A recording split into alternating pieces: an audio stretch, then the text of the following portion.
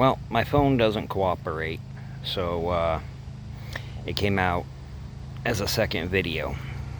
So we're set up.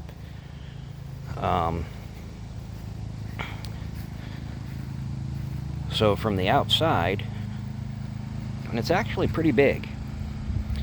So I didn't know, and how I unrolled it backwards. So the actual front door is at the back of my yard.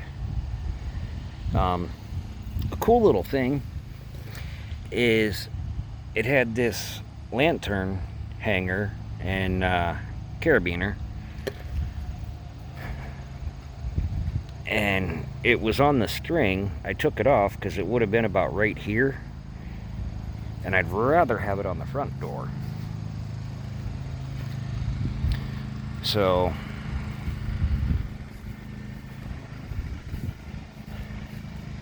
here's walking around it. I'm just doing a test setup in my backyard. The stove jack, I mean, it's pretty thick. You know, the canvas isn't as thick as the Kodiaks or the Tetons, but it's nice. They have Velcro everywhere. The stitching is thick, you can tell. So there is a difference in the front door and the back door with how the mesh zips. So the front door, the mesh, you know, comes from the top and zips down, where the back door, it's just a big bubble window. So that's when I realized I had set it up the wrong way, plus the index of the stove jack.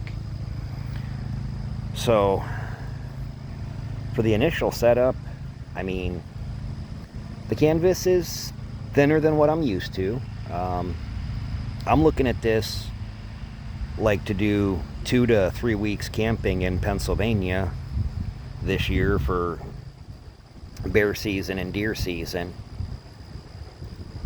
So I wanted to try this style over the Kodiak or the Teton.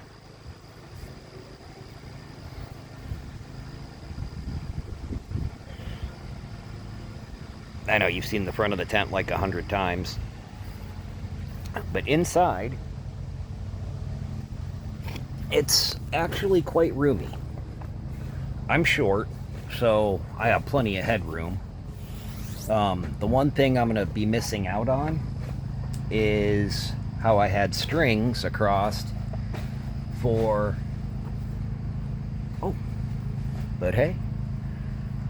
but how I had strings across my Teton. But right up here in the top corner, there's loops, so I can still run a string. Yep, there's one in the back also. So I can run a string down through and make, you know, something to dry. So I'm gonna try this out tonight. So I'll bring out the cot and check the room, check the space. I'm not gonna put in the stove or anything. It's only going into the 50s tonight. But there's Velcro, there's tie downs, there's all kinds of stuff. You get 2 pockets inside, one at each corner. Opposing corners.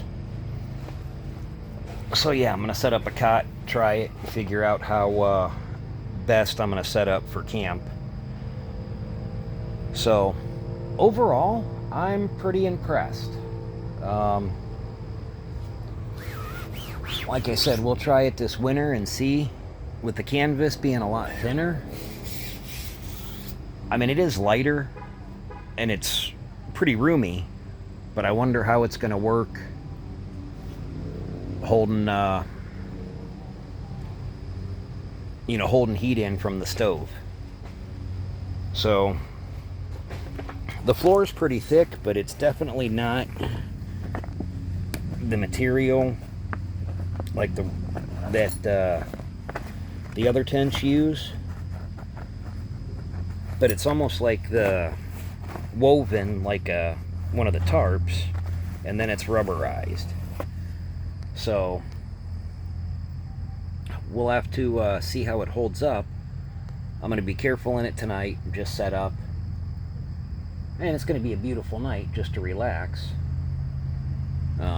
Setting it up backwards here. It's bright out there. Yeah, I got my trailer and my wood pile and my 1 ton. So, but then we're looking into the woods. And it's kind of windy. There's nice breeze going on.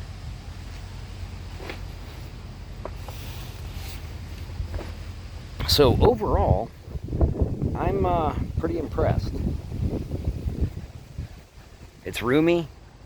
It's not flapping around. It's not noisy. Well, I mean, it is flapping, but it's not noisy. The wind isn't shaking it and making funny noises like in my Teton or the Kodiak. The rear has a real thick storm flap around the zippers. So I'll have to fix all that, tighten that back up.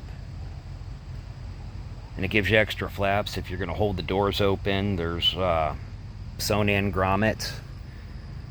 You can't see, but where the pole goes in, it's not a metal grommet. It's like really heavy-duty stitching. So the D-ring for the guidelines. You know, and I really like this little adjuster.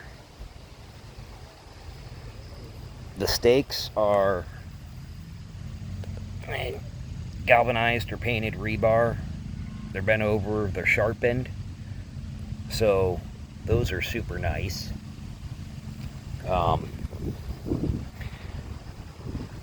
Overall, it's actually, I'm quite impressed.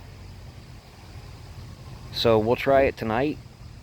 And then I'm sure I'll try it once or twice more as the weather gets cold to see how it retains heat.